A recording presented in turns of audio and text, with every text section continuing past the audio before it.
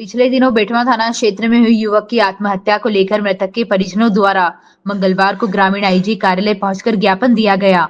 मामले की जानकारी देते हुए ग्रामीण आईजी अनुराग ने बताया कि बीते दिनों बेटवा थाना क्षेत्र के रहने वाले राजेश नामक युवक ने जमीनी विवाद के चलते आत्महत्या कर ली थी, जिसे लेकर मृतक के परिजनों का यह आरोप है कि उनकी जमीन से लगी हुई जमीन के मालिक एवं उनके परिजनों द्वारा मृतक राजेश को जबरदस्ती जहर पिलाकर उसकी हत्या की गई है, जिस पर ग्रामीण आईजी द्वारा मृतक के परिजनों से ज्ञापन लेकर उन्हें इस मामले में निष्पक्ष जांच कर कार्रवाई करने का आश्वासन दिया गया है। वहीं मृतक के परिजनों ने आरोप लगाया कि आरोपियों द्वारा बनाए गए राजनीतिक दबाव के चलते बेटवा थाना प्रभारी और एसआई दोनों ने उनकी किसी प्रकार की कोई मदद नहीं की, जबकि मृतक खुद 4 बार बेटवा थाने पर आरोपियों के खिलाफ आवेदन देकर आया था। फिलहाल इस मामले में ग्रामीण आईजी अनुराग के आदेश के बाद पुलिस द्वारा निष्पक्ष जांच कर कार्रवाई की जाएगी और अगर उक्त मामले में थाना प्रभारी और एसआई दोषी पाए जाते हैं तो उनके खिलाफ भी विभागीय कार्रवाई की जाएगी। बेटमा का एक मैटर है जिसमें एक व्यक्ति ने सुसाइड किया है। इन लोग का आरोप है कि उनके सुसाइड के पीछे बहुत सारे लोग का हाथ रहा है उसमें, और एक किसी ज़मीन का विवाद था, उस डिस्प्यूटेड ज़मीन है या फिर उसका रेवेन्यू से कोई जो मैटर है, उस मैटर में दो पक्षों में मारपीट हुई थी, उसमें केस भी रजिस्टर हुआ था। उसके बाद के मैटर में किसी कारण से उस व्यक्ति एक पक्ष के व्यक्ति ने सुसाइड कर लिया है।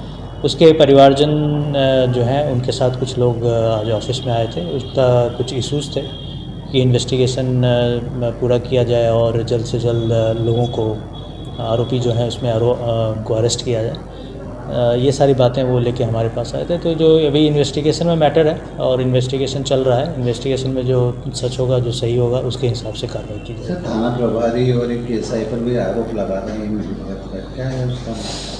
ये उनका कुछ पुलिस वाले के ऊपर भी कुछ उनका आरोप है, तो वो अगर कोई तथ्य उसमें आता है तो उसके हिसाब से भी कार्रवाई की जाएगी। पूर्व हमारे राजेश चौहान जी जो बेटमा के हैं, उनकी खानपुरा में 3 बीघा ज़मीन थी। खानपुर में 3 बीघा ज़मीन थी। वहाँ पर वहीं के जो वर्चस्व वाले लोग थे, राजनीतिक लोग थे, उन्होंने उन पर उस ज़मीन पर कब्जा कर लिया था और वो ज़मीन उनके नामे करने के लिए आए दिन दबाव प्रभाव बना रहे थे। और दबाव प्रभाव बनाने के साथ साथ 5 तारीख को उन्होंने ज़बरदस्ती उनको समझौते के लिए बुलाया, कहीं से भी राजनीतिक दबाव बना और उनको जहर पिलाया या उन्होंने पिया। अभी तो ये जांच में चल रहा है, लेकिन आरोपियों के ऊपर 306 का प्रकरण तो दर्ज हो चुका है। अब हमारा शासन प्रशासन से मांग ये और आईजी साहब से मांग ये है, आईजी साहब नो डाउट बहुत अच्छे व्यक्ति और उनकी गिरफ्तारी भी करेंगे। अभी सिर्फ मात्र एक व्यक्ति की गिरफ्तारी, जो अन्य जो 7 से 8 जो आरोपी, उनकी अभी तक गिरफ्तारी नहीं हुई है। तो हमारी मांग ये है कि जब कोई एक नॉर्मल व्यक्ति होता है, जैसे एक चोर भी होता, तो चोर के घर वालों को उठाया जाता, रात में उठाया जाता कि नहीं उठाया जाता? तो भैया वो ऐसा क्या दबाव प्रभाव आ रहा है कि उन लोगों को अभी तक गिरफ्तार नहीं किया जा रहा है? भाई उनको गिरफ्तार करना चाहिए। अभी यहाँ पर क्या आश्वासन दिया गया आपको? अभी आईजी साहब ने ये कहा है कि भैया इसमें जो सबसे पहले तो इसमें जो पुलिस का भी उनकी भूमिका संदिग्ध है, तो उनके ऊपर भी जांच करेंगे। साथ ही साथ जो आरोपी, जो अन्य आरोपियों की जो गिरफ्तारी नहीं हुई है, उनकी भी गिरफ्तारी जल्द से जल्द की जाएगी। साथ ही साथ जो जमीन का मामला है, तो उन्होंने कहा कि ये राजस्व का मामला है, तो इसमें वहाँ के जो तहसीलदार, एसडीएम और जो कलेक्टर है, उनके संज्ञान में डालकर जो आपकी जमीन है उसका कब्जा आपको दिलाया जाएगा। साथ ही साथ इसमें एक चीज़ और भी है, वीडियो फोटोज में अन्य लोग भी आ रहे हैं, है ना, अन्य लोग भी आ रहे हैं। जैसे 2-4 नाम हैं। मेरा ये है कि इन 2-4 नामों की भी जांच हो।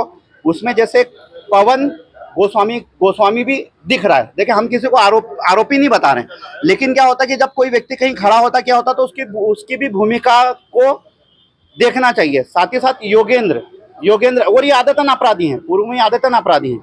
साथ ही साथ दीनदयाल चौबे जो पूर्व में वहाँ पर नगर पालिका अध्यक्ष रह चुके हैं। देखिए, कहीं ना कहीं किसी न किसी राजनेता का नाम आ रहा। हम किसी राजनेता की और किसी पार्टी के दुश्मन नहीं है, लेकिन कहीं ना कहीं आम व्यक्ति को इन राजनेताओं के द्वारा, पार्टी का जो वर्चस्व रखते हैं, उनके द्वारा इनको प्रताड़ित किया जाता है। तो मेरा ये कि पवन और योगेंद्र और दीनदयाल चौबे कभी उस चीज में संलग्न है, तो इनकी भी जांच की जाए और इनको भी आरोपी बना जाए। मेरा नाम लक्ष्मण खेड़े है, मैं अखिल भारतीय भलाई महासंघ में इंदौर जिलाध्यक्ष। देखिए, ये जो मामला है 2023 से चालू हुआ था, 23 से 25 तक की जो मानसिक प्रताड़ना का मामला था, जो मेरे पक्षकार है राकेश, उनके भाई राजेश ने जो है वो आत्महत्या का कदम उठाया था।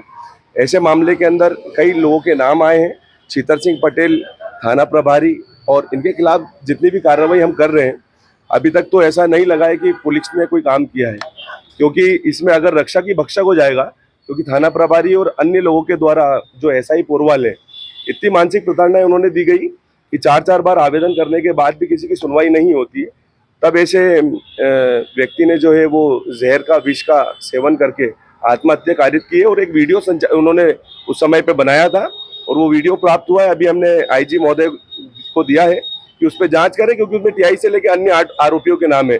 तो ऐसे लोगों पे अगर शिकंजा कसा जाएगा तो लोग पुलिस प्रशासन पे जो उंगलियां उठाते हैं वो उठने से बचेंगी। और यदि अधिकारी ही अगर इस प्रकार से रक्षक के भक्षक हो जाएंगे, मैंने कहा है, तो उनके ऊपर सख्त कार्रवाई होना चाहिए। यदि अगर नाम नहीं आते हैं तो हाईकोर्ट में पिटीशन दायर की जाएगी। बचाने के लिए बिल्कुल राजनीतिक दबाव बनाया जा रहा है, वो कुल मिला के राजनीतिक दबाव है।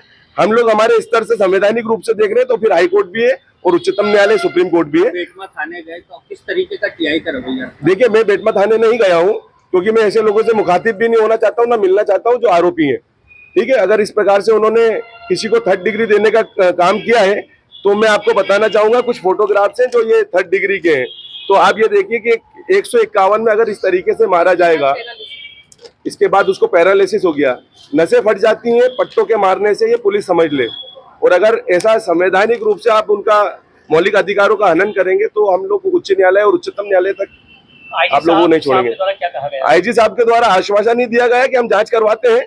जांच तो क्या है कि सब जगह पे वीडियो चल चुका है और वीडियो को देखते हुए कार्रवाई होना चाहिए, और नहीं होती है तो भी डायरेक्शन पिटीशन हाईकोर्ट के अंदर लगाई जाएगी। मेरा नाम अहमद दरबारी अंबेडकर, एडवोकेट, उच्च न्यायालय इंदौर। बताए बेटा क्या है मामला पूरा? और 2023 में मेरे मामा जी ने खानपुर में जमीन खरीदी थी। उसका विवाद मतलब वो कई लोग कब्जा करके बैठे थे।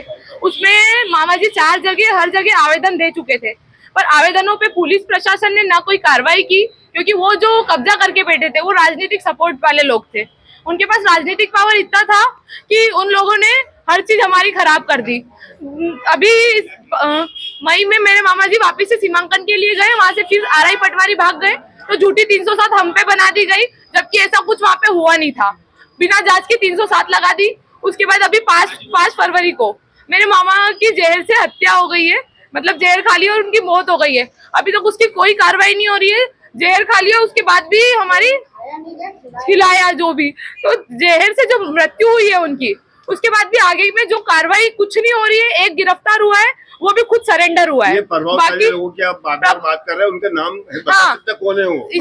इसमें 8 आरोपी है जो एफआईआर में नाम दर्ज है, और जो 2 है एसआई संदीप पोरवाल और संजय थाना प्रभारी संजय सिंह हिंडोलिया। ये लोग, इन लोगों के पास कई बार मामा जी मिलने गए। इन्होंने मामा जी को इतना डराया कि तुमको जिला बदर कर देंगे, तुम ज्यादा तेज नहीं चलो। उल्टा बोला। हर चीज का मेरे पास रिकॉर्ड है, मैं आपको रिकॉर्ड भी दिखा सकती हूँ। और बाकी जो 8 लोग अभी एफआईआर में नाम दर्ज है वो है महेशपुरी, उदयपुरी, ममता पटेल, सुनीता पटेल, चितरसिंह पटेल, मुकेश पटेल, शुभम पटेल और अशोक चौहान। इसमें से सिर्फ एक गिरफ्तार हुआ है अभी।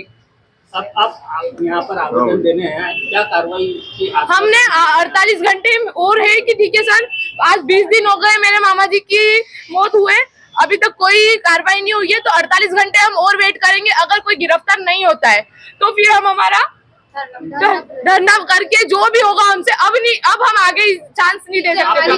हमारे स्थानीय विधायक मनोज पटेल जी के पास गए और अपनी पीड़ा लेके? मनोज पटेल सब मिले हुए हैं उनसे, महेशपुरी, और ये उनके पास पूरा पावर है, राजनीतिक पावर उन्हीं को मिल रहा है। तो क्या आपका कहना है कि मनोज पटेल की इसमें भूमिका है? हाँ, मनोज पटेल महेशपुरी का बहुत चाहिए ही है। मतलब उनकी आपस में बॉन्डिंग अच्छी है। अब ये नहीं पता हमको कि वो मिले हुए हैं कि उनको बचा रहे, पर बचाने में उनका हाथ हो सकता है। नहीं, आप अपनी पीड़ा लेके गए थे उनके पास? नहीं, हम नहीं गए। मामा जी गए थे मेरे। आपका नाम? जागृति वर्मा।